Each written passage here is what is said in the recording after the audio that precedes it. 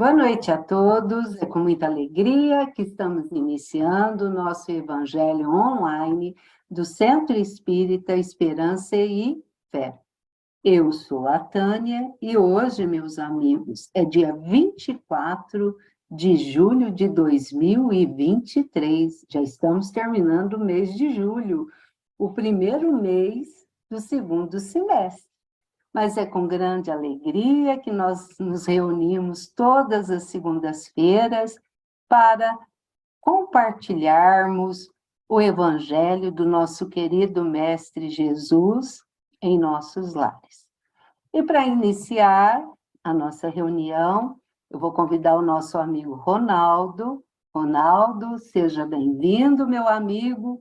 O Ronaldo irá fazer para nós a leitura do livro Caminho, Verdade e Vida.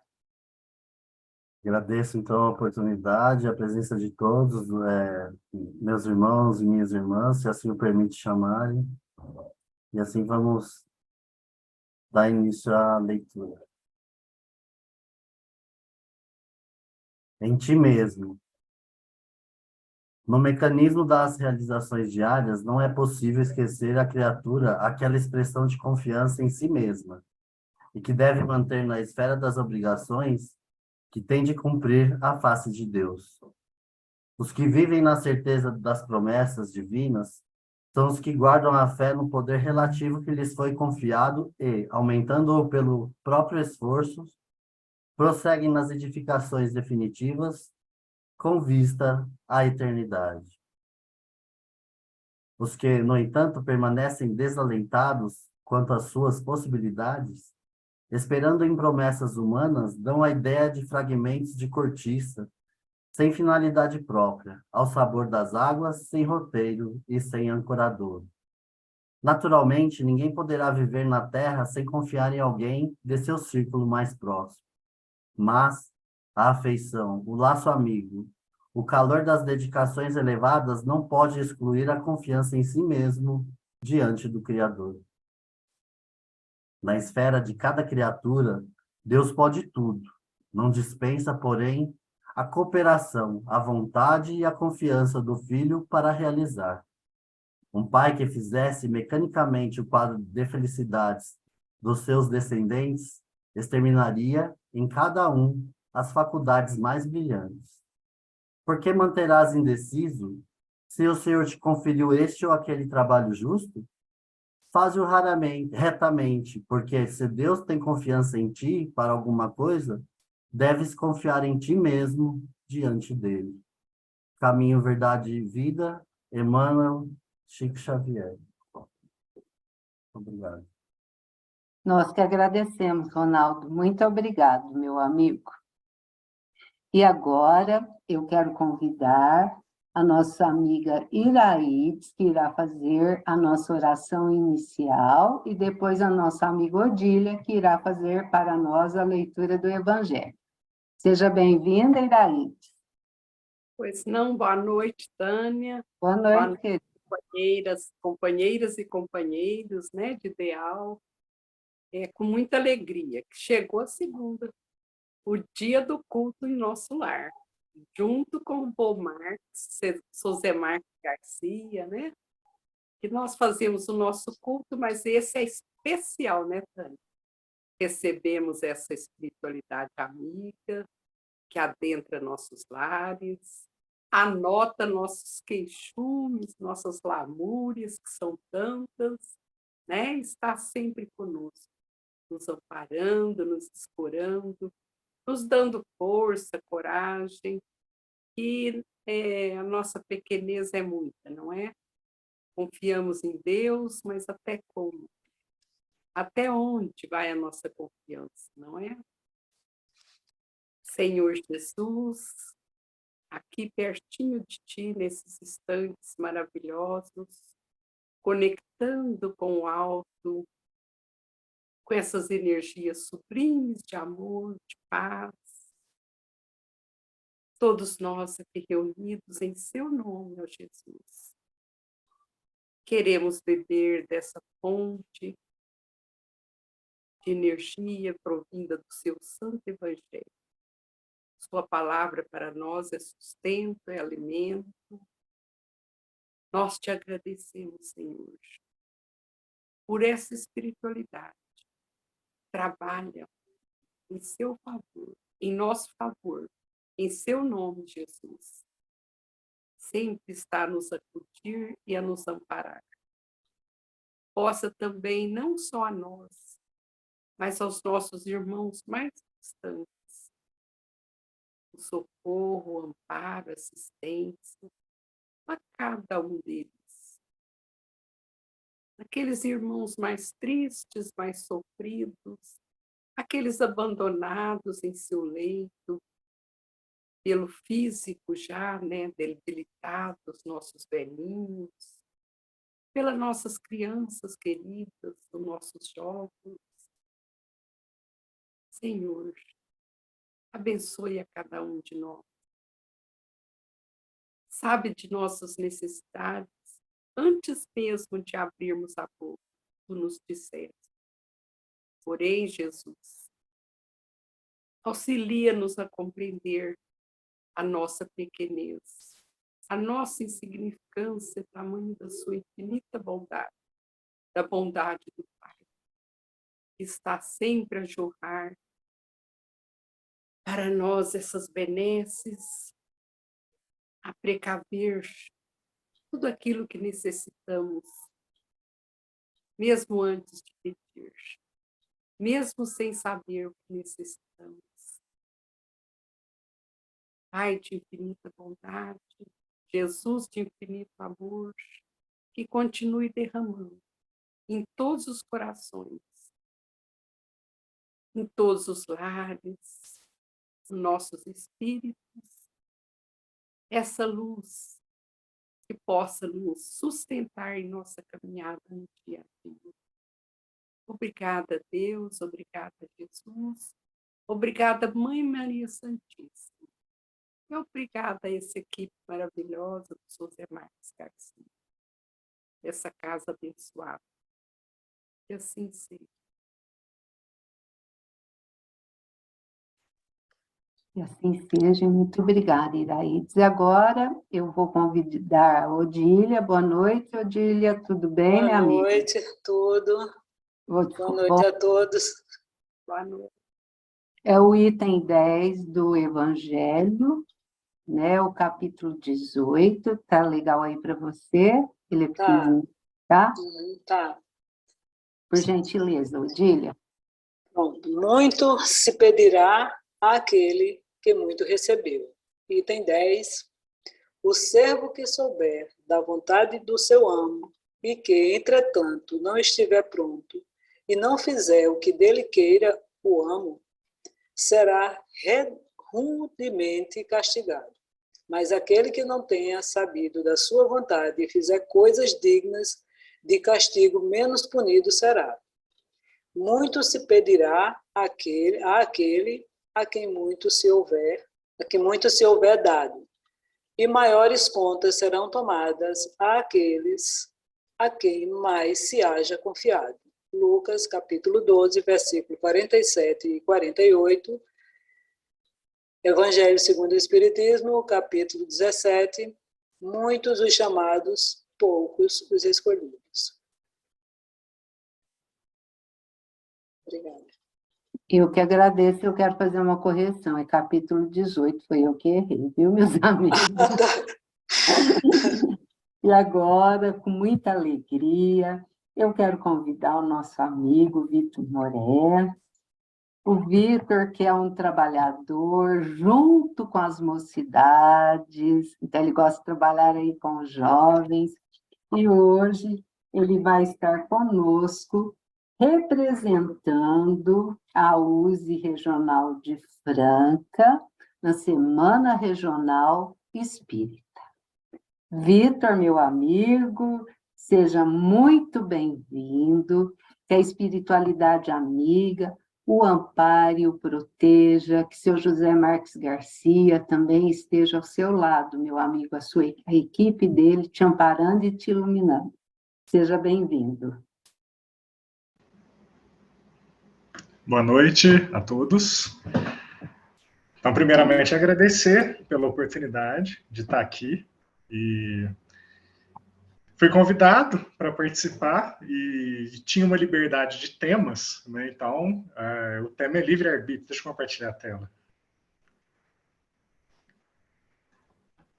Então, o tema do estudo que eu escolhi foi o livre-arbítrio. Ou seja, eu já comecei o meu estudo tendo que fazer uma escolha, né? Então, eu falo que tudo, né? Porque assim, o livre-arbítrio, sempre que eu tenho a oportunidade de estudar o livre-arbítrio, eu adoro estudar. Porque o livre-arbítrio, ele é abordado dentro do Livro dos Espíritos, no capítulo 3, onde fala das leis morais, a lei natural, a lei de amor, né, a lei de Deus. E ele, eu acho que, se eu não me engano, é o capítulo 10, eu acho que é a 9ª lei moral. Só que, assim, ele é muito restrito, né? Ele tem o capítulo dele, só que o livre-arbítrio ele aparece em praticamente toda a bibliografia espírita, porque o livre-arbítrio é uma das coisas mais amplas que existem dentro do espiritismo. Porque a gente pode tratar de qualquer lei moral. A gente pode tratar lei de destruição, lei de preservação, lei do trabalho, lei de sociedade. A gente pode tratar de qualquer lei, que todas as leis vai ter o livre-arbítrio envolvido de alguma forma. Então, é uma lei extremamente ampla. E quando a gente estuda o livre-arbítrio, eu sempre gosto de citar, porque Chico Buarque de Holanda ele fez uma música que chama Partido Alto. E ele começa a música falando assim, ó, Deus é um cara gozador, adora brincadeiras. E eu não interpreto essa música como uma blasfêmia, muito pelo contrário. A gente tem uma máxima dentro da sociedade mesmo, né? Muitas pessoas costumam falar que Deus trabalha de uma forma misteriosa. E eu acho que Chico Buarque, quando ele fala que Deus é um cara gozador, é isso que ele tentou trazer na música. Né? De uma forma bem humorada, dizer que a gente não consegue ainda entender Deus. Então, essa forma de Deus trabalhar misteriosamente, ou seja, sem a gente entender muito bem os desígnios, é uma coisa que muitas vezes gera algumas pegadinhas na nossa vida. E o livre-arbítrio, que num primeiro contato com esse tema, parece que a gente está, né, a gente busca liberdade, né, nós queremos ser livres, a gente começa guerras pela liberdade. Só que, na verdade, quanto mais liberdade a gente tem, mais responsabilidade a gente tem. Então, na vida, essa liberdade de escolhas, que depois eu vou passar certinho a definição do livre-arbítrio, essa liberdade que a gente tem de tomar decisões, por mais que seja necessária uma lei natural, ou seja, todos nós vivemos sob o livre-arbítrio, ou seja, todos nós somos árbitros das nossas próprias decisões. Só que a gente confunde a liberdade com, eu posso fazer tudo o que eu quero. Não, eu sou livre, se eu quiser fazer, eu posso fazer algo. E não é bem assim, porque essa liberdade que nos é garantida por essa lei é a lei das nossas decisões, é como agir, é como obrar, como é dito no Livro dos Espíritos, diante de algumas imposições que a vida nos coloca. Então, a gente não é livre para tudo, porque, naturalmente, a gente precisa ser cerceado de algumas possibilidades para que a gente não se comprometa tanto na nossa vida, na nossa encarnação. Então, a gente tem que entender sempre o livre-arbítrio como a nossa liberdade nas escolhas diante das imposições da vida, diante da providência que a vida nos impõe. Então, aí eu fiz uma definição. Essa definição aqui ainda não é a definição do Espiritismo, porque não tem o que é livre-arbítrio. Pelo menos eu não achei uma definição precisa. Então, eu coloquei aqui que o livre-arbítrio é a capacidade que todos os espíritos possuem de fazer escolhas conscientes e tomar decisões por si mesmos. Consequentemente, se tornando mais ou menos responsáveis pelas suas escolhas de acordo com seu grau evolutivo. Então, quando eu falei lá no comecinho, que Deus, por a gente não entender, o próprio Espiritismo, ele passa para nós, logo no começo, as primeiras perguntas do Livro dos Espíritos, eles tentam definir Deus, Então, o que é Deus? A causa primária de tudo, a inteligência suprema. Existem alguns atributos de Deus, que Deus é todo poderoso, todo bondade, todo justiça. Então, o Espiritismo até tentou passar para nós mais ou menos o que seria Deus, mas a gente ainda, nossa asa intelectual, nosso nível evolutivo ainda é muito pequeno para a gente entender o que é Deus. Então, da mesma forma que a gente não consegue entender o que é Deus, e a prova que a gente entende tão pouco o que é Deus, é que a gente ainda tenta, de alguma forma, personificar Deus. A gente tenta enxergar Deus como uma pessoa. né? A gente tenta, lógico que o próprio Moisés, quando diz, né, na Gênesis, que Deus criou o homem à sua imagem e semelhança, ajudou o nosso imaginário, né, a entender Deus como um homem. Só que a gente está muito distante ainda do que seria Deus. E dentro dessa nossa incapacidade de compreender Deus, a gente tem muita dificuldade também em entender o propósito da nossa vida, o propósito da nossa existência. Então a gente nasce, a gente cai no mundo, né, já regido por normas, já regido por leis, com inúmeras religiões, com inúmeras crenças. Ou seja, a gente cai no mundo totalmente perdido de propósito. Então a gente não sabe onde depositar o nosso propósito. Só que a gente vive num mundo, a gente nasceu, a gente encarnou no mundo de expiações e provas. Então a gente vive no mundo com muitas imperfeições. Então nessa falta de propósito que a gente tem na vida, a gente acaba abraçando os propósitos que nos são terceirizados pelos próprios homens.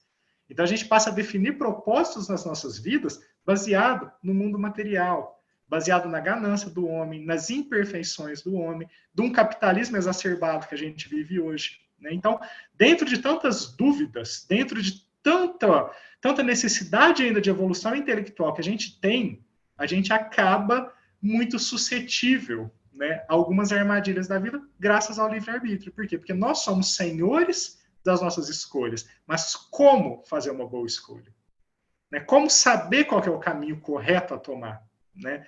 E muitas vezes, graças a essa nossa, vamos dizer assim, essa ignorância por evolução, a gente acaba criando manobras, né? A gente acaba criando o que a psicologia chama de manobras psíquicas, que é quando a gente tenta justificar um ato que talvez a gente sabe que não está tão certo, mas a gente vai criando justificativa para a gente validar que aquele ato é correto, né? E nisso a gente vai caindo nessas pegadinhas do livre-arbítrio. A gente vai seguindo um fluxo, que dentro do Evangelho também tem a passagem da porta estreita, né, que fala que a gente tem um caminho para seguir, que é o caminho fácil, que é o caminho da inércia, né? Falando um pouco de Newton, né? Que um corpo em movimento tende a manter o movimento. Então a gente vai seguindo aquela inércia, vivendo a vida, né? Agindo mecanicamente, e a gente acaba não depositando o esforço necessário para ir para o que essa passagem chama de porta estreita, que é aquela porta onde a gente precisa de um esforço maior para alcançar, né? Que a gente geralmente vai nessa porta mais sozinho, porque a gente geralmente tem que ir um pouquinho contra o que o mundo está chamando a gente para ir, né? E tudo isso é graças ao livre-arbítrio, é graças ao poder que a gente tem de escolher seguir a porta estreita, ou, né, seguir a porta larga, ou se conduzir até a porta estreita. Então, tudo, se a gente pegar qualquer passagem do Espiritismo, qualquer instrução dos Espíritos, tudo, a gente sempre vai cair no livre-arbítrio. E como que o Espiritismo, né, agora já no Livro dos Espíritos, no Livro dos Espíritos, no capítulo 3, ele fala, né, sobre a lei de liberdade, que é onde mais se trata sobre o livre-arbítrio. Então, lá na pergunta 843, é perguntado, tem o homem o livre-arbítrio dos seus atos?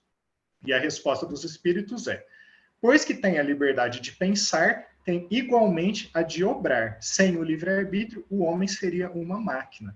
E eu acho super interessante essa resposta, por quê? Porque a gente sabe que o universo, quando Deus criou o universo, de uma forma que também a gente não consegue entender, ele na verdade criou dois princípios, o princípio material, o princípio inteligente, o princípio intelectual. O princípio material é o princípio, né, que ele é o início, né, a causa primária de toda a matéria, e o princípio intelectual é o princípio que no seu nível mais sublime se torna o espírito, né, se torna nós como espíritos individualizados. E nessa resposta ele fala o que seria do homem, o que seria do espírito sem o livre-arbítrio. Ele seria como uma máquina, ele seria como algo do princípio material. Então, eu interpreto essa resposta como mais importante do que nós sabermos, do que a nossa capacidade de raciocinar, do que a nossa capacidade de aprender, é a nossa capacidade de tomar decisões. É o que mais nos diferencia. Aqui é muito engraçado, né? Porque hoje a gente está vivendo uma revolução, eu acredito, na tecnologia, que está sendo a popularização das IAs, das inteligências artificiais, né? Hoje a gente está vendo o poder que as máquinas estão tendo, né, que a gente chama de IAs generativas, que elas são capazes de criar texto, elas são capazes de criar imagens, elas são capazes, inclusive, de criar som, criar música, ou seja, é uma coisa impressionante. Elas já podem ser consideradas máquinas inteligentes. O que diferencia, obviamente, entre tantas outras, né, qualidades que, lógico, somente o espírito tem, mas uma das principais diferenças entre o homem e a inteligência artificial é exatamente a capacidade de tomar escolhas, de tomar decisões. Porque a máquina, ela nunca vai ser árbitra de si. Sempre vai ter um algoritmo, sempre vai ter uma lógica por trás da máquina tomando a decisão por ela. Nós não. Nós é garantido por uma lei natural que as nossas escolhas são nossas. Né? Daí vem a nossa responsabilidade diante das escolhas que a gente toma. Né? E aí, ainda no Livro dos Espíritos, na pergunta 872, tem a resposta, né? Sem o livre-arbítrio, o homem não teria nem culpa por praticar o mal, nem mérito em praticar o bem. Então aí já vem, né, nessa por que Deus criou o espírito? Por que quando Deus criou o espírito, ele deu ao espírito o livre-arbítrio? E a resposta está aqui. Se a gente acompanhar também a lei de progresso, a gente sabe que nós também estamos sujeitos a uma lei onde invariavelmente a gente vai atingir a perfeição. Então Deus cria o espírito primitivo, né, sem inteligência, sem moralidade, que a gente chama de simples e ignorante. Ele vai traçar o caminho durante toda a sua existência até atingir a perfeição. Né? E dentro deste caminho, o homem só vai alcançar o nível máximo de evolução pelo próprio mérito. Então, o livre-arbítrio, ele é o que garante para o espírito o mérito nas tomadas de decisão. E aí, quando a gente já vai para o Evangelho, no capítulo do Sede, né, quando ele trata do Sede perfeitos, que ele fala qual que é o principal, como se reconhece, né, qual que é a principal característica do verdadeiro espírita. E aí ele responde, está lá no capítulo 17, Sede perfeitos, aí fala assim, ó, reconhece-se o verdadeiro espírita pela sua transformação moral e pelos esforços que emprega para domar suas inclinações más. Então, o que ele quer dizer com isso? Né? Como que eu interpreto essa passagem? O que eu pego de maior importância nessa frase, nesse ensinamento, é quando fala que, ó, para domar suas inclinações más. Porque já subentende-se que nós, espíritas, encarnados no planeta Terra, nesse nível de evolução que a gente está passando hoje, nós somos muito mais sujeitos ao mal do que ao bem. A gente sabe que pelas evoluções, né, pela evolução planetária, a gente não, estando num mundo de expiações e provas, a gente está num mundo onde os encarnados, eles vibram mais para o mal do que para o bem. Então, nós ainda somos carregados de inclinações más que ainda dominam a gente, dominam as nossas atitudes, dominam as nossas ações. Então, como que nós nos tornamos verdadeiros espíritas, né? Os bons espíritas que o Evangelho fala? Se a gente deixa, aí eu vou voltar lá para a porta larga. Se a gente não se esforça para domar as nossas inclinações, e a gente porque é muito comum, nós acreditarmos sermos pessoas tão boas que a gente só tem que seguir. Não, eu já sou uma pessoa boa. Eu não faço mal para ninguém, eu não prejudico ninguém, eu pago minhas contas certinha, eu não estou devendo ninguém. Beleza, eu sou uma pessoa boa, o que eu tenho que fazer? Eu só tenho que seguir minha vida e tá tudo bem. Né? Provavelmente eu vou ter a felicidade prometida por Jesus no reino dos céus. Só que se a gente analisar realmente com coerência, não é bem assim. Porque se nós fôssemos tão bons como muitas vezes a gente acredita que a gente é, bom no sentido de bondade, a gente não teria tido a necessidade de encarnar na Terra.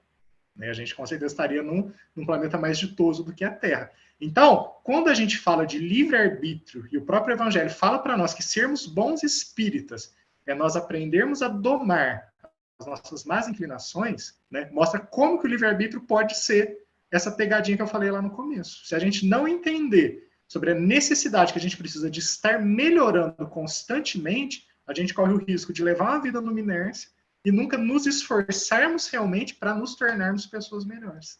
Né? E como que nós nos tornamos pessoas melhores? Quando a gente passa a vencer vícios e más inclinações que a gente tem para alcançar sermos seres humanos melhores, sermos espíritos melhores. Né? Aí aqui na Gênese, no capítulo 3, ele fala que a inteligência prevalece sobre o instinto. Culpar a carne pelos seus atos é atribuir a inteligência ao corpo material. Então, aquilo que eu falei das manobras psíquicas que a gente cria. Porque é muito comum nós criarmos, né, desculpas para algumas coisas que a gente faz, que no fundo a gente sabe que está errado, mas a gente sempre cria mesmo uma manobra. Não, mas eu faço isso não, por causa essa situação me leva a fazer isso. Não, mas eu não tive culpa, porque tal, a gente tende até a terceirizar a nossa culpa para algumas outras pessoas. Né? Eu já vejo, por exemplo, o caso, né? Ah, eu só bebo por causa da minha esposa. Estou dando um exemplo bem, né? Mas assim, não tem como. A gente terceirizar, a gente não pode terceirizar as nossas más ações. Né? A partir do momento que a gente assume uma postura, que a gente tá, essa ação é nossa. E é o que fala que a gente atribuir a culpas das nossas más ações para qualquer coisa, mesmo para carne, falar, mas eu faço assim, tem gente que dá desculpa por agir de forma, por exemplo, mais agressiva, porque fala, mas eu sou do signo de escorpião, escorpião é assim mesmo. Então, a gente vai sempre tentar terceirizar algumas das nossas más inclinações para alguma coisa terceira que não vai ser considerada. Então, aqui, ó, eu peguei na Gênese, né? Culpar a carne pelos seus atos e atribuir a inteligência ao corpo. A gente ainda tem, dentro do livro dos Espíritos, quando é perguntado, né? Mas Deus criou, por que deu? Por que alguns espíritos são bons e alguns espíritos são maus? E aí o livro dos Espíritos esclarece. Os Espíritos esclarecem a gente na pergunta 121. Não tem eles o livre-arbítrio? Deus não criou espíritos maus. Criou os simples e ignorantes, isto é, tendo tanto aptidão para o bem quanto para o mal. Os que são maus, assim se tornaram por vontade própria. Então, o tempo todo, a gente pode estudar toda a bibliografia espírita. Você nunca vai encontrar nada falando assim. Você vai ter na Gênese, quando fala o bem e o mal, vai estar falando alguma coisa do instinto, né? Mas vai deixar muito claro que o instinto do homem, ele só prevalece no bebê, enquanto a criança está em tenridade. Conforme a gente vai tomando consciência, a nossa inteligência substitui o instinto.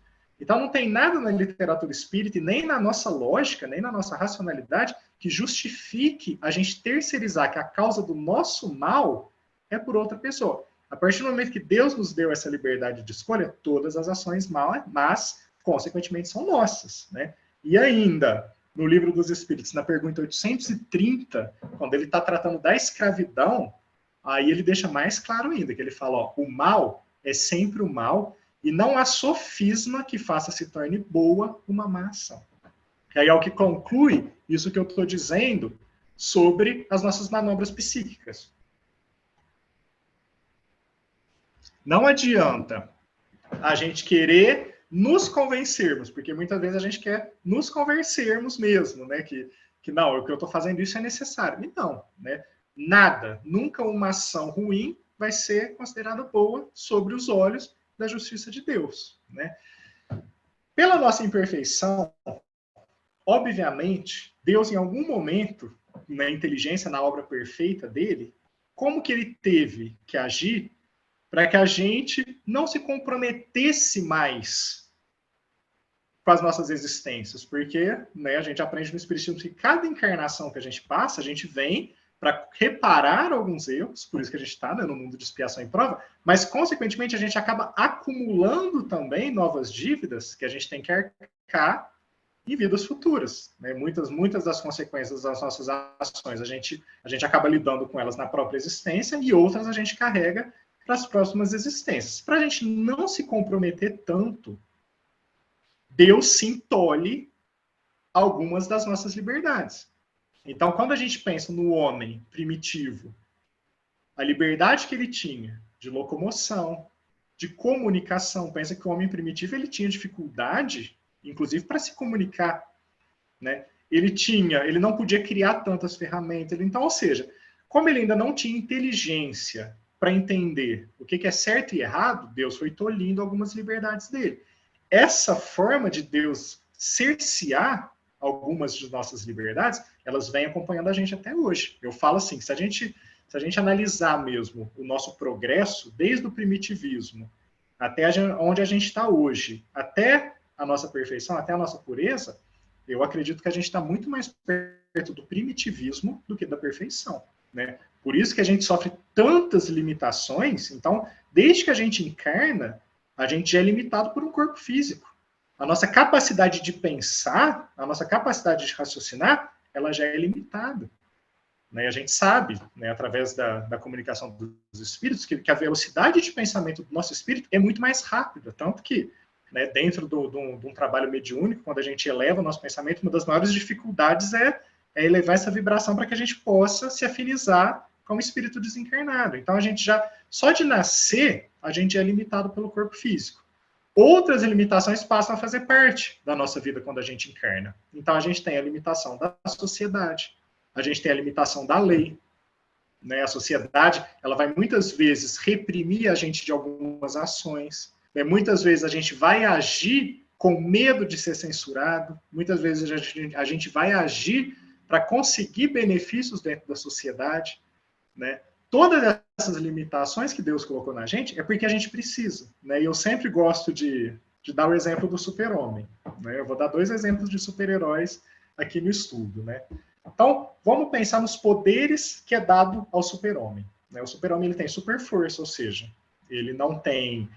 ele pode voar, ele pode carregar o peso que ele quiser, ele pode ouvir o que ele quiser, porque ele tem uma super audição, ele tem uma super visão, ou seja, ele pode ver, inclusive, através das paredes, né? Se ele quer destruir, ele pode soltar um laser do olho que ele já destrói o que ele quer. Olha quantos poderes tem o super-homem, né? E eu fico pensando, né? Porque eu acho que se tivesse um botão para a gente apertar aqui agora, vamos nos transformar no super-homem. Todos os poderes do super-homem vai ser dado para mim.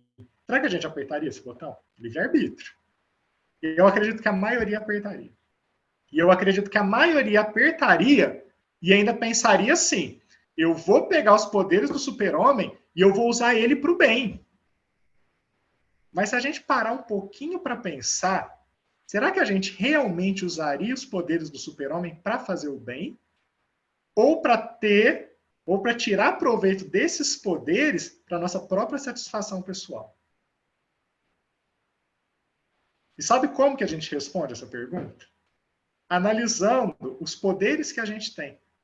Porque Deus, quando a gente vem, quando a gente encarna, obviamente a gente encarna com propósito. Então cada ser humano, cada espírito encarna no mundo com diferentes aptidões. Todo mundo vem com aptidão, né? Muitas vezes as aptidões que a gente vem, elas não são tão reconhecidas pela sociedade, né? Principalmente quando a gente julga o reconhecimento da sociedade pelo quanto de dinheiro a sociedade nos paga pela nossa aptidão.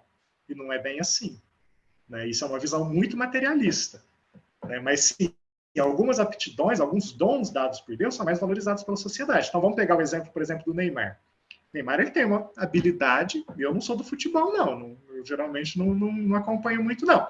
Mas o Neymar é um ótimo jogador, ele é um excelente jogador de futebol. Que nasceu, que veio para a Terra no momento em que o futebol é extremamente valorizado. Agora, quantos jogadores, quantos esportistas, por exemplo, vou dar um exemplo do esporte que eu já pratiquei, o rugby. Eu acho que a maioria das pessoas não sabem nem o que é o rugby, que é um esporte, assim, totalmente impopular. Quantas pessoas não vieram para a Terra, para o Brasil, né? Porque em outros países o rugby é muito valorizado, mas quantas pessoas não vieram para o Brasil com aptidão para jogar rugby? Só que a própria, assim, o próprio conceito, né, a própria situação da sociedade do Brasil nunca permitiu que aquela pessoa se destacasse. Então, se a gente observar, se nós nos observarmos, a gente vai ver que todos nós temos aptidões, né, e todos nós temos facilidades que a gente pode contribuir muito para o meio social que a gente vive, né? Então, vou dar alguns exemplos, por exemplo, mais óbvios de aptidões. Por exemplo, tem aptidão intelectual. Então, tem pessoas que vêm com uma facilidade intelectual muito alta. Tem aptidão, porque você veio numa boa condição financeira, numa boa condição social. Então, você com certeza vai ter mais facilidades no mundo, né? Então, a gente vem, por exemplo, a própria beleza é uma aptidão. A gente sabe que a beleza, ela abre portas. Então, se a gente conta com a beleza física, a gente vai ter facilidades e a gente pode utilizar isso, sim, para fazer coisas boas. Então, uma pessoa que vem fisicamente privilegiada com a beleza, vamos dizer assim, ela vai ter muito mais facilidade em ser ouvida, ela vai ter muito mais facilidade em ser vista. Então, os exemplos que ela dá, as coisas que ela fala, provavelmente vão atingir muito mais pessoas, né? Então, todos nós temos aptidões.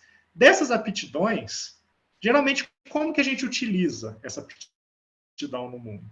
Né? Então, por exemplo, uma pessoa que vem com uma aptidão intelectual muito alta, né, ela vai usar essa aptidão realmente para transformar o mundo, para transformar o meio que ela vive, ou ela vai usar essa aptidão para ter benefícios próprios, né? Então a pessoa fala, não, mas eu estudei, eu fiz tantos anos de faculdade, eu tenho que ganhar o meu, né? Eu tenho que ser recompensado por aquilo que eu faço. Então, se a gente for analisar as pessoas, a gente vai ver que a maioria das pessoas utilizam a aptidão que Deus deu, que é um dom que Deus permitiu que elas viessem. Obviamente, a gente tem mérito por todas as aptidões que a gente tem, né? Mas sem a permissão de Deus, para que a gente possa usufruir dessas aptidões, a gente não teria. Então, quando Deus fala lá no Evangelho também que nós não somos proprietários de nada que a gente tem, nós somos depositários.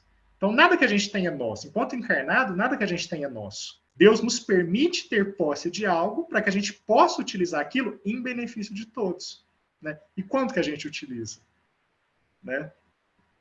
Claro que tem pessoas, né? A gente não pode generalizar, mas geralmente as pessoas utilizam com muito egoísmo. Então, por isso que eu dou o exemplo do super-homem. Se nós tivéssemos todos os poderes do super-homem, seria muito mais provável que a gente contrairia muito mais dívidas, porque a gente poderia ter muito mais liberdade para fazer o mal do que a gente realmente usaria aquilo para fazer o bem, né? Apesar de, eu acredito, na grande maioria dos casos, a gente acredita sim que a gente usaria para fazer o bem, né? Quando, geralmente, o mal que a gente faz, ele tá muito mais nas pequenas coisas do que nas grandes coisas, né?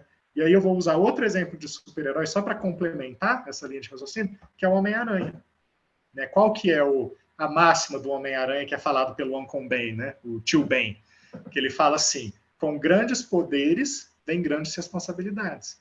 Então, quanto mais aptidão, quanto mais poder a gente tem, também maior é a nossa responsabilidade, né? Maior é o compromisso que a gente tem de utilizar bem esses benefícios que nos foram cedidos, né? E aí eu vou mostrar uma imagem agora. Aqui inclusive foi a passagem do Evangelho que a gente leu, né? Que fala que muito se pedirá àquele a quem muito se ouve dado, e maiores contas serão tomadas àquele a quem mais coisas seja confiada. É exatamente isso. Quanto mais aptidões, quanto mais dons nos é permitido, também mais responsabilidade a gente vai ter. E aí, como que Deus trata isso? Aí eu vou pôr a imagem da piscina, né? Eu gosto muito dessa imagem da piscina porque a maioria das pessoas olha para uma piscina, o que pensa? Nossa, calor, piscina, refrescar.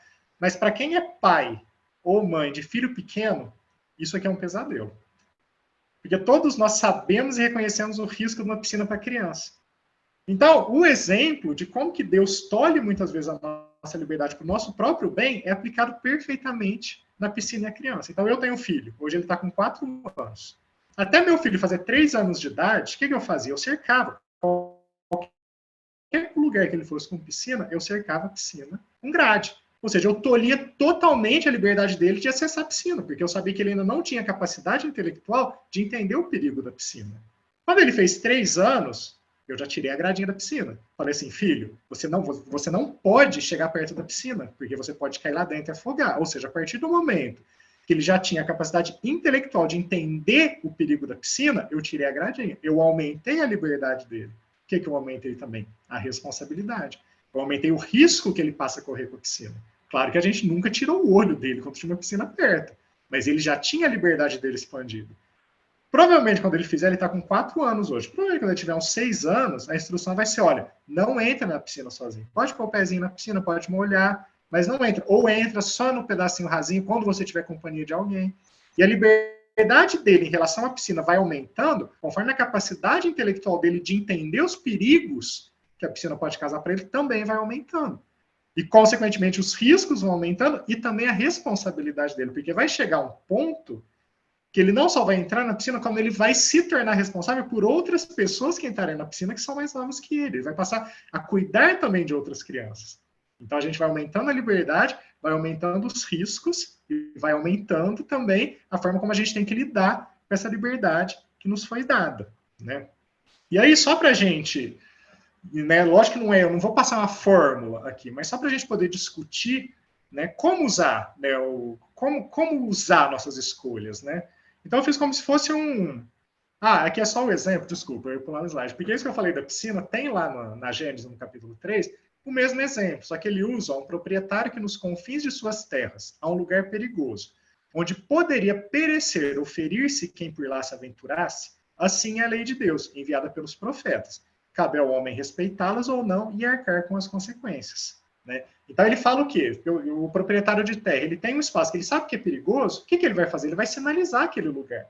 Ele vai avisar as pessoas, gente, aqui é perigoso, toma cuidado com aqui.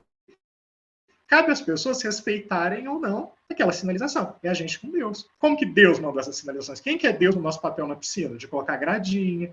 Deus trouxe o conhecimento para nós. Então, primeiro veio Moisés, né? Já passou lá os 10 mandamentos. Falou, gente, estou dando liberdade para vocês, está expandindo a inteligência, está expandindo a tecnologia. Veio Moisés, deu o primeiro ensinamento. Depois veio Jesus, o próprio Jesus veio na Terra, implementou, incrementou as leis de Moisés e ainda foi o exemplo máximo. O próprio livro dos Espíritos fala quem é o exemplo que a gente pode seguir. Fala, o único é Jesus. Jesus ainda veio e deu a regra, o exemplo máximo de conduta. Ainda mais para frente passou para nós ainda a revelação, a terceira revelação, que são os Espíritos.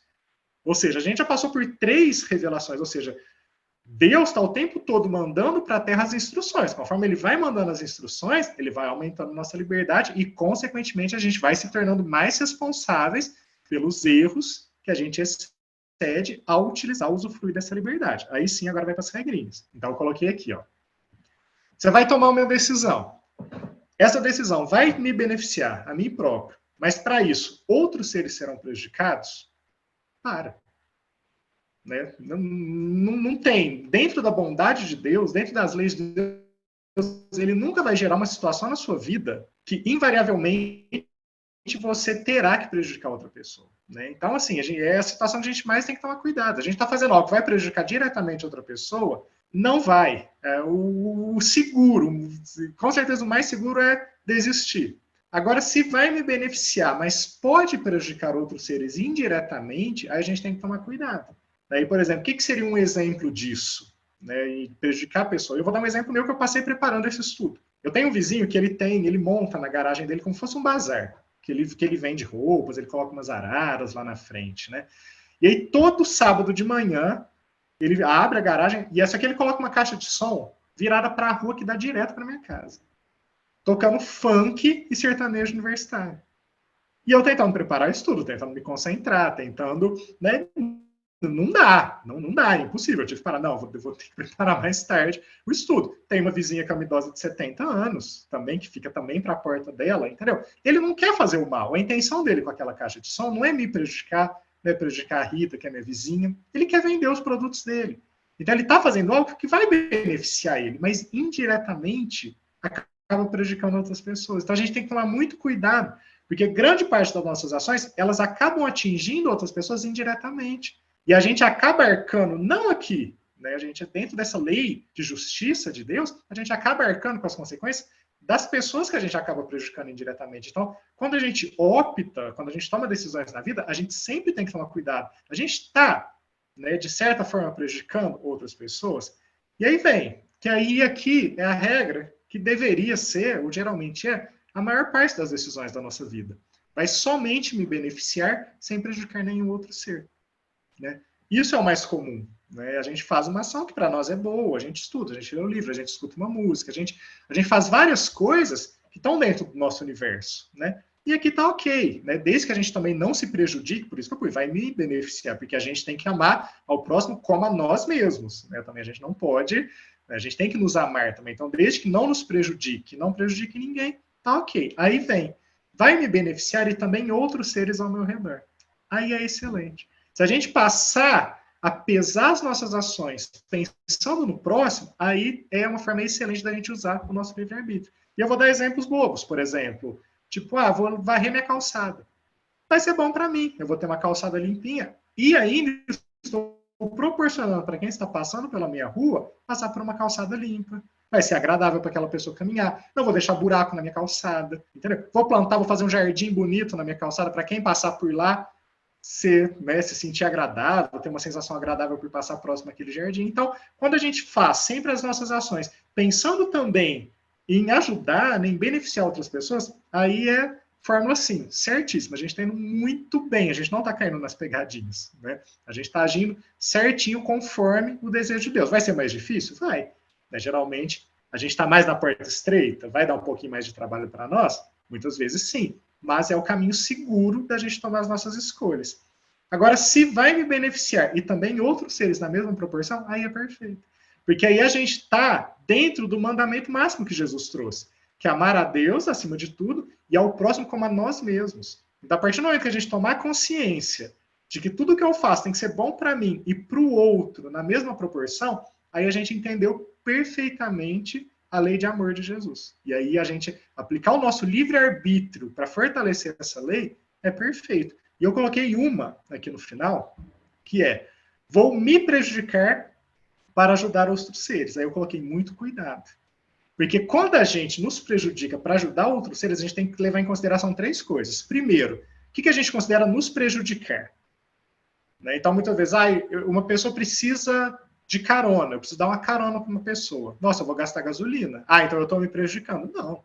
Você está doando um pouco do que você tem para ajudar outra pessoa. Mas a gente geralmente faz um terremoto, uma maremoto, uma tempestade num copo d'água cada vez que a gente tem que abrir mão de alguma coisinha nossa para ajudar o próximo. Isso não é nos prejudicar.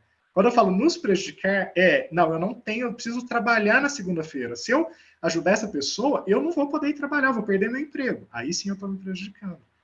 Né? Ou não vou conseguir pagar uma conta que eu preciso pagar. Agora, eu não vou poder fazer minha viagem para Punta Cana, vou poder só ir, né, sei lá, para o Nordeste aqui no Brasil.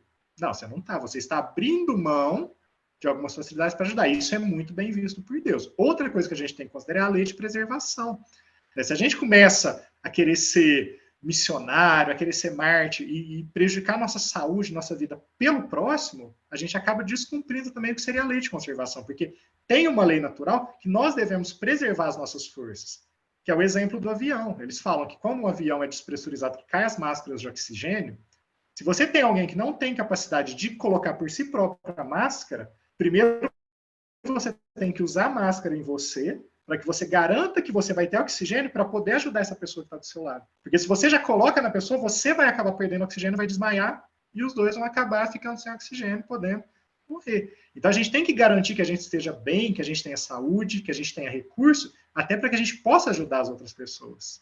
Né? Então a gente tem que entender que a lei de conservação também faz parte da nossa vida. Né? E por fim, né, a gente tem que considerar a passagem do Evangelho que fala do verdadeiro silício. Muitas vezes, para a gente tentar fazer o bem, a gente fica procurando sofrimento. E a gente não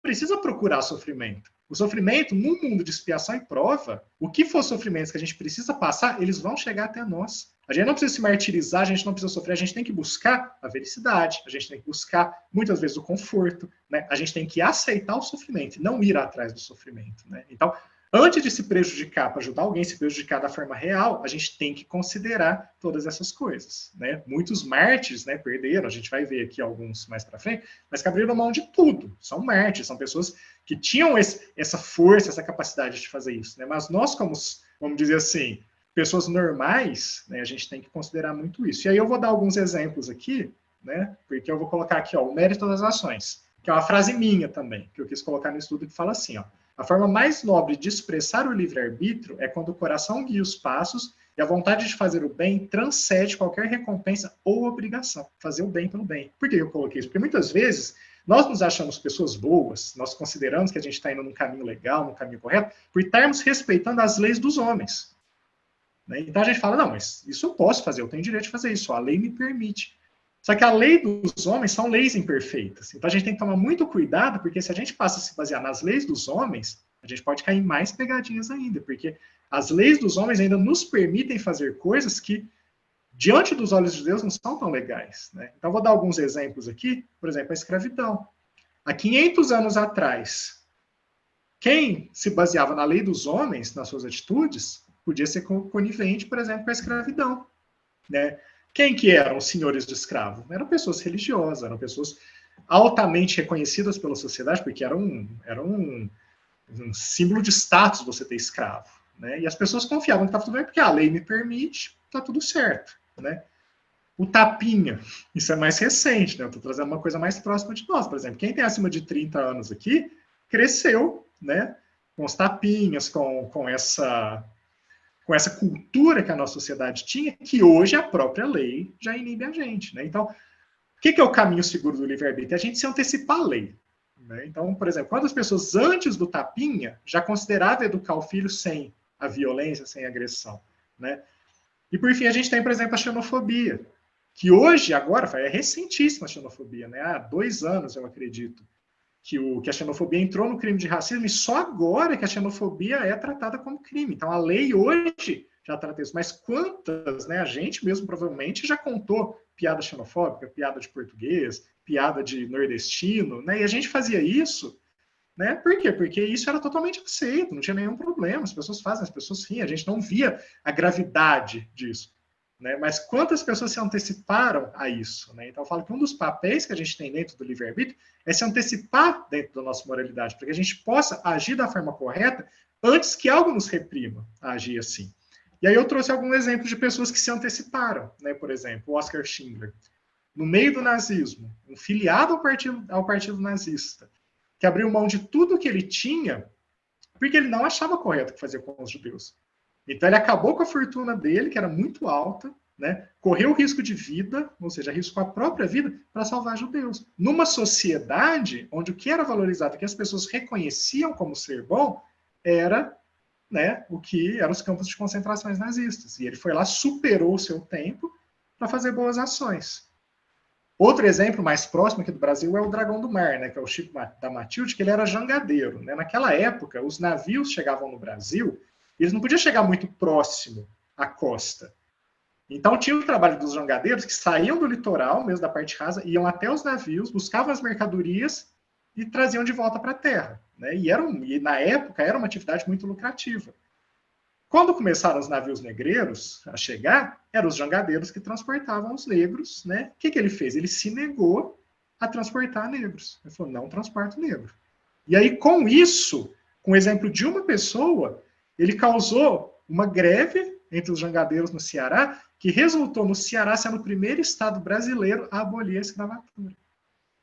Então, pensa, o poder de um homem que se antecipou. Ele poderia ter, não, vou lucrar, vixe, agora é minha hora. Vou transportar escravo até, tá bombando esse negócio aqui. Ele falou, não, não é certo, então eu não vou fazer. Então, ele optou pela moralidade, ele optou pelo que é certo e se tornou um dos símbolos de resistência do Brasil. E aí eu vou trazer um exemplo mais próximo ainda, né, que é uma pessoa que eu conheço pessoalmente, que é o Leonardo Finamor. Qual que é a história dele? Ele é arquiteto, lá em Bragança Paulista, né, formou, veio de uma família, né, privilegiada financeiramente e socialmente, se formou. Só que dentro do ofício dele de arquiteto, que ele poderia ter levado calmo, tranquilo, né, ele percebeu que algumas pessoas viviam em condições muito precárias de habitação, né, e que isso acabava deixando a vida daquelas pessoas com certa fragilidade. O que ele fez? Ele mobilizou um grupo de pessoas para criar um grupo, que é o Reparação, que fazia um trabalho voluntário para reformar casas, habitações de pessoas, que está aqui, né, casas que não encontram condições mínimas de habitabilidade. E com essa iniciativa dele, né, de falar assim, não, eu não vou aceitar essa realidade, né, todos têm que ter direito a uma habitação. Ele mobilizou um grupo de pessoas, né, isso é uma situação mais recente, que virou uma ONG, né, a Reparação, e hoje ele mobiliza várias pessoas para reformarem as casas das pessoas, né, e tipo assim, simplesmente pelo inconformismo dele, não vou aceitar, né, como a sociedade lida com essas pessoas menos favorecidas que eu, né, e eu conheço essa história de perto porque eu fui, né, aí tem a minha foto, que eu fui participar um dia como observador do grupo para entender como que ele funcionava, e realmente, assim, é um trabalho sensacional, foi a iniciativa de uma pessoa, né, que criou toda essa mobilização. Né? E aí, só para fechar o estudo, eu peguei algumas situações do nosso cotidiano que a gente pode aplicar a lei de livre-arbítrio de uma forma melhor. Então, por exemplo, o trânsito. Né? O trânsito é um meio onde, por exemplo, tem muita agressividade, tem muito, né? As pessoas dizem que até se transformam no trânsito, né? Então, como que é a nossa conduta? Porque a gente tem que obedecer regras de trânsito. Isso a gente não tem tanto mérito, a gente tem que obedecer ou a gente toma multa. Mas, por exemplo, dar uma passagem para alguém, a pessoa está saindo, eu dou uma passagem, a cordialidade que eu lido com as pessoas no trânsito, inclusive o combustível que eu ponho no meu carro, faz parte do meu livre-arbítrio, porque, por exemplo, eu sei que a gasolina polui mais. Então, pensando no meio ambiente, eu abastecer meu carro com álcool para gerar menos poluição no ambiente, pode ser uma boa escolha. O lixo, como a gente trata o lixo? No Brasil, a gente não tem regras de como lidar com o lixo.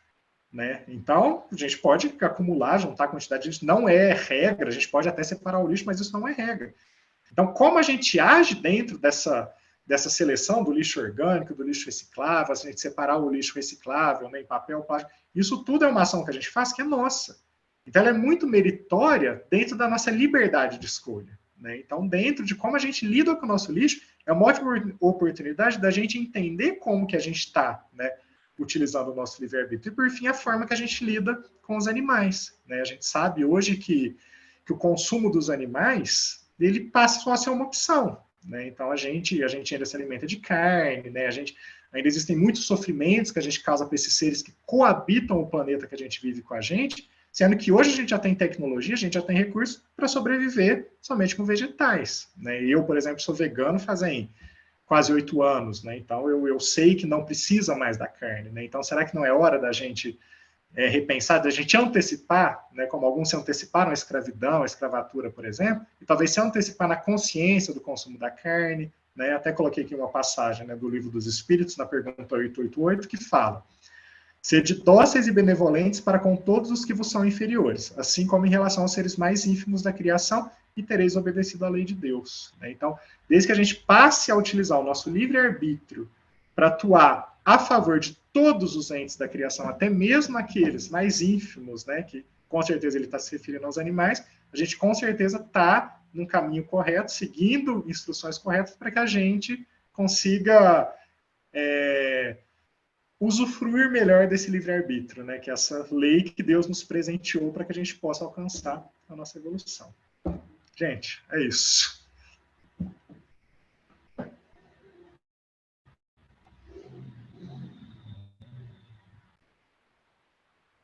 Vitor, que maravilha, meu amigo. Excelentes reflexões para a nossa semana, né, meus amigos? Nós te agradecemos muito, leve também a use com a nossa gratidão. E você, com esse livre-arbítrio, o que não é tão livre assim, né? Nos trouxe reflexões profundas. Que a espiritualidade amiga o ampare, o ilumine nessa sua trajetória, meu amigo. Gratidão, foi excelente. Muito obrigada, Vitor, pela sua disponibilidade. Eu que agradeço. Sempre que precisar, pode contar comigo. Pode esperar, hein? Gratidão, viu, Vitor? Muito obrigada. Meus amigos, foi muito bom, né? E agradecendo ao Vitor, vou pedir o Vitor só para poder parar de compartilhar, para me poder compartilhar um recadinho também da nossa USE, né? Sobre a vinda do... Deixa eu colocar aqui. Deixa eu só tirar aqui, para eu poder mandar. Sobre a vinda do nosso companheiro, né, de doutrina espírita. Deixa eu pegar aqui.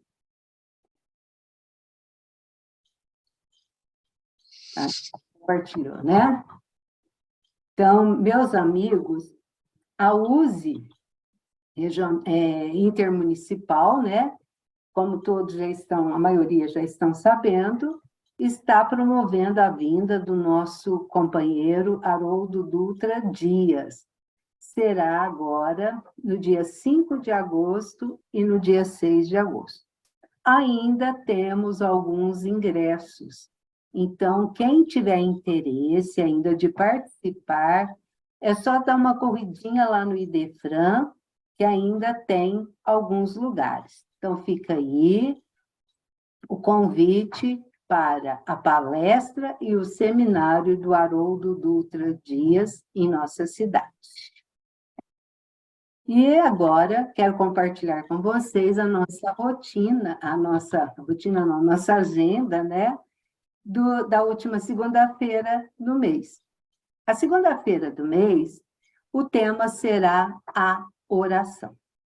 Será uma explanação com a visão espírita, colocando também uma visão médica, uma visão científica, o que é que a oração nos produz, né? O que é que o nosso corpo produz enquanto oramos. Então, fica o convite. Quem irá fazer esse estudo é euzinha aqui. Então, conto com a participação de todos vocês, viu, meus amigos? E, antes de terminarmos, eu quero agradecer a participação de todos vocês que estão aqui conosco, né, na nossa sala virtual. E quero convidar também o seu Adalto para poder fazer a oração final. Então, vamos lá, meus amigos. Vamos, nesse momento, enquanto o seu Adalto está organizando, entrar em sintonia com Deus, Criador dos nossos corpos, com Jesus, nosso Mestre maior, a nossa querida Mãe Santíssima, a espiritualidade amiga, que ampara, que protege o nosso centro espírita Esperança e Fé, de onde nós estamos realizando essa live, né? Agradecendo muito a oportunidade e agradecendo muito a equipe do senhor José Marques Garcia, esse pioneiro do Espiritismo em Franca. E agora nós temos a oportunidade de estarmos aqui pela internet. Então, meus amigos, mentalizemos essa equipe espiritual adentrando o lar de cada um de nós, nos amparando, nos iluminando, fluidificando as nossas águas, trazendo a medicação necessária para os nossos corpos espirituais e materiais. E agradecemos muito, e rogamos também o amparo e a proteção a todos os nossos entes queridos, aos nossos irmãos que perambulam pelas ruas, que estão nos orfanatos, nos lares de idosos, nas prisões e nos hospitais. Gratidão infinita, espiritualidade amiga. Seu Adalto? Sim. Nosso Pai, que estais em toda parte, santificado seja teu nome, no louvor de todas as criaturas. Venha a nós o teu reino de amor e sabedoria. Seja feita a tua vontade acima dos nossos desejos, tanto na terra quanto nos círculos espirituais. O pão nosso do corpo e da mente, dai-nos hoje. Perdoa nossas dívidas, ensinando-nos a perdoar os nossos devedores, com esquecimento de todo o mal. Não permitas que venhamos a cair sobre os golpes da tentação de nossa própria inferioridade. Livrai-nos do mal que ainda reside em nós mesmos, porque só em ti brilha a luz eterna do reino e do poder, da glória e da paz, da justiça e do amor, para sempre. Assim seja. Que a paz do nosso Mestre Jesus esteja sempre em nossos corações. Que assim seja. Um abraço a todos vocês, a nossa gratidão por estarem aqui conosco, ao Vitor em especial, pelo esse estudo, né, que nos trouxe muitas reflexões, e uma excelente semana, meus amigos. Um beijo no coração de todos, e até a próxima semana, se Deus quiser. Fiquem com Deus, meus amigos. Até mais.